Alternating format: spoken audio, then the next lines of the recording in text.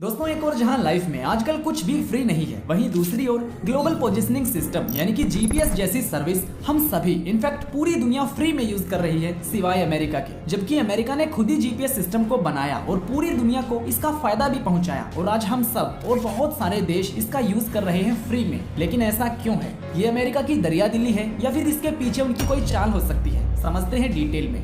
दरअसल सबसे पहले 1973 में मिलिट्री पर्पस के लिए यूएस गवर्नमेंट ने इस प्रोजेक्ट को शुरू किया था। अमेरिका ने आसमान में एक एक करके सैटेलाइट छोड़ दिए और जीपीएस सही से काम भी करने लगा। लेकिन इसका एक्सेस अभी सिर्फ अमेरिका के पास था और जीपीएस की हेल्प से अमेरिकी सेना दुश्मन के जहाज और बाकी अन्य सैनिक उपकरणों का पता लगा के उन्हें आसानी से नष्ट कर देती थी, खत्म कर देती थी। लेकिन दोस्तों 1 सितंबर 1983 को कुछ ऐसा हुआ जिससे जीपीएस की दुनिया ही बदल गई। दरअसल इस दिन एक Korean airline flight 007 New York city से सियोल की तरफ उड़ान भर रही थी, जिसमें 269 लोग सवार थे। प्लेन में उस टाइम पे जीपीएस सिस्टम नहीं हुआ करता था क्योंकि इसे सिर्फ यूएस मिलिट्री के लिए ही बनाया गया था। और इसी बीच गलती से ये प्लेन अपना रास्ता भटक गया और सोवियत संघ के प्रतिद्वंदी एयर स्पेस क्षेत्र में चला गया, जिसे सोवियत संघ के इंटरसेप्टर्स ने मार गिराया। और इस हादसे को ध्यान में रखते हुए उस समय के अमेरिकी राष्ट्रपति रोनाल्ड रेगन ने तय किया कि अब से जीपीएस सिस्टम को पूरी दुनिया में फ्री किया जाएगा। जिसके बाद सैटेलाइट्स की संख्या को बढ़ा के 24 कर दिया गया और पूरी दुनिया इसका फ्री में इस्तेमाल करने लगी। लेकिन इसका ये मतलब नहीं है कि सैटेलाइट्स को लॉन्च करने में खर्चा नहीं आया और वो भी बहुत। और आज भी जीपीएस को मेंटेन करने में जो भी खर्च आता है वो अमेरिकी नागरिकों के टैक्स से लिया जाता है, जिसकी कॉस्ट है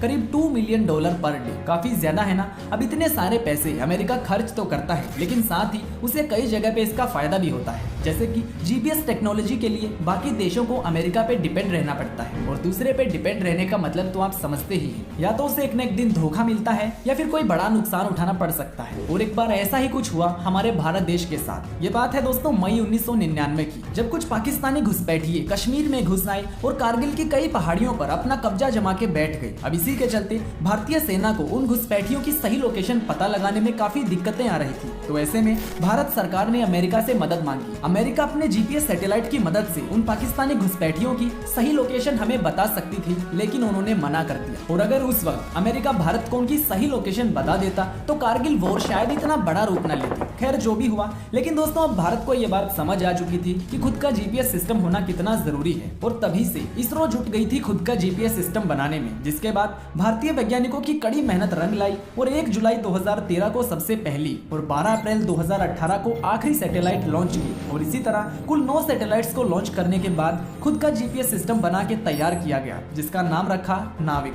दुनिया भर में अब तक 5 देशों के पास ही खुद का जीपीएस सिस्टम है, जिनमें से एक है हमारा भारत। और अब धीरे धीरे कई लेटेस्ट मोबाइल्स में नाविक का सपोर्ट भी मिलने लगा है, जो कि हर भारतीय के लिए बहुत ही गर्व की बात है। साथ ही इसका एक और फायदा होगा कि अमेरिका के पास हर किसी की लोकेशन और कई तरह की इंफॉर्मेशन का एक्सेस रहता था, जो कि नाविक के आने से खत्म हो जाएगा। क्या दोस्तों आपके मोबाइल में आपको नाविक का सपोर्ट मिला है? कमेंट करके जरूर बताना और ऐसे ही इंफॉर्मेशनल वीडियोस के लिए चैनल को सब्सक्राइब कर लेना। मिलता हूँ आपसे अगली वीडियो में। बाय।